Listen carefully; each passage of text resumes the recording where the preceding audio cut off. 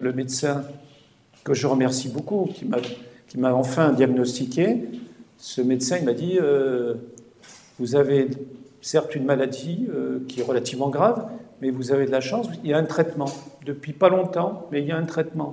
Donc, monsieur, soyez rassurés, vous allez être pris en charge et vous allez être traité. Et ensuite, je suis rentré dans la phase explication. Alors, en ce qui concerne l'annonce que j'ai faite à ma famille, certes, c'est, vous savez, dans ma tête, il s'est passé beaucoup de choses. Hein. Alors, on m'a dit, vous êtes malade, ok, je l'ai encaissé, mais il faut l'annoncer à vos proches. Alors, comment on peut annoncer ça à mes proches? J'ai une fille aînée qui n'habite pas dans la même ville que moi, donc c'était une information téléphonique qu'il fallait que je fasse.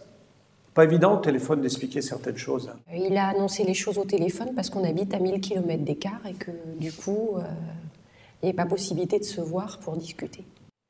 Le fait qu'il ait parlé du caractère génétique de la maladie, je ne peux pas dire que c'est ce que j'ai entendu au départ. Ce que j'ai entendu au départ, c'est on sait déjà ce qu'il a et donc il va pouvoir avoir un traitement et avoir moins mal. Donc il y a de la peur qui vient. De l'inquiétude, l'envie de savoir. Finalement, on est très pressé. En tout cas, dans mon cas, c'était le cas. J'avais très, très envie de savoir, pas pour moi, mais pour mes enfants. Voilà, c'était surtout ça. J'ai compris très vite. J'ai compris très vite que j'avais la maladie de Fabry, parce que pour moi, c'était possible. Et voilà, j'aurais préféré ne pas l'avoir, mais bon, voilà, j'ai compris et je l'ai accepté. Et puis en fait, on réfléchit assez vite en se disant, il est malade, ou il va l'être, et comment moi, on transforme ça en comment moi, en tant que parent, je vais l'accompagner quand même dans cette vie-là, pour que ça soit le mieux possible, pour que ça ait le moins d'impact sur lui, qu'il puisse quand même grandir, qu'il puisse finalement faire tout ce qu'il a envie de faire. Maman m'a annoncé que j'avais la maladie de Fabry. On était sur la terrasse. Oui, sur la terrasse. Et on avait reçu le résultat des tests de prise de sang. Et après, elle nous a annoncé que moi, j'avais la maladie de Fabry et mon frère, non.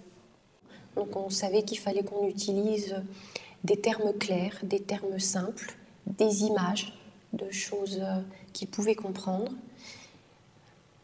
On avait réfléchi au fait que peut-être l'important c'était de ne pas dramatiser ce que c'est cette maladie, mais qu'on ne voulait pas non plus la minimiser et lui dire ne t'inquiète pas, tu n'auras aucune chose négative dans ta vie, puisque c'est pas vrai.